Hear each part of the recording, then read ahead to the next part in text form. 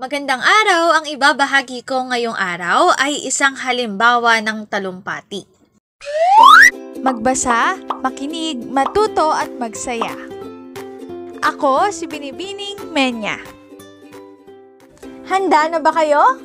Tara na, umpisa na nating isa-isahin at pirapirasuhin ang mga detalyeng nakapaloob dito. Katulad ng binanggit ko kanina, ang ibabahagi ko ngayong araw ay isang halimbawa ng talumpati. Partikular na sa naging talumpati ni Ginoong Manny Villar. Kahirapan, hamon sa bawat Pilipino, talumpati ni Ginoong Manny Villar. Hindi nakapagtataka na ang bawat administrasyon ay nagsisikap na pagandahin ang larawan ng bansa sa kabila ng matitinding suliranin. Pero kung minsan ay tila nakaiinsulto dahil sa kalabisan. Isang halimbawa ang mga ginawang pagbabago sa paraan ng pagkuha sa lawak ng kahirapan. Isa sa mga binago ay ang pinakamababang komposisyon ng pagkain ng mga nasa Metro Manila upang ang isang pamilya ay hindi mabilang na dukha. Marami ring nawala sa bagong panukat para sa tanghalian, merienda at hapunan.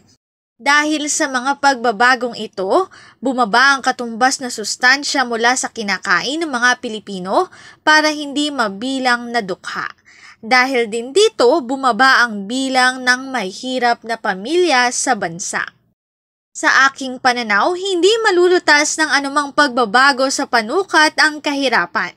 Kahit ang 23.1 milyong lugmok sa kahirapan ay napakalaking bilang pa rin.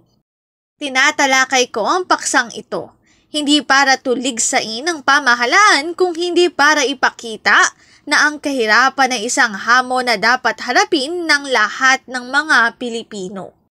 Ang unang hakbang para malutas ang kahirapan ay ang pagtanggap na ito ay suliranin ng bansa. Sa isang may sakit, walang magagawa ang sinumang manggagamot hanggat hindi tinatanggap ng isang pasyente na siya ay may sakit. Sa halip na pagandahin ang larawan ng kahirapan sa pamamagitan ng pagmamanipula sa mga panukat, ay dapat pagtuunan ng pansin ng pamahalaan ng mga proyektong makalilikha ng hanap buhay, na magtataas ng antas sa pamumuhay ng bawat pamilyang Pilipino at sa bandang huli ay tunay na mapapababa nito ang bilang ng mahihirap. Ang link na ito ang aking sanggunian ng mga impormasyong nakatala sa bawat slides. Kung interesado kayo na magbasa pa, maaari niyong bisitahin ang website na ito. Kahirapan, hamon sa bawat Pilipino, isang talumpati ni Ginoong Manny Villar.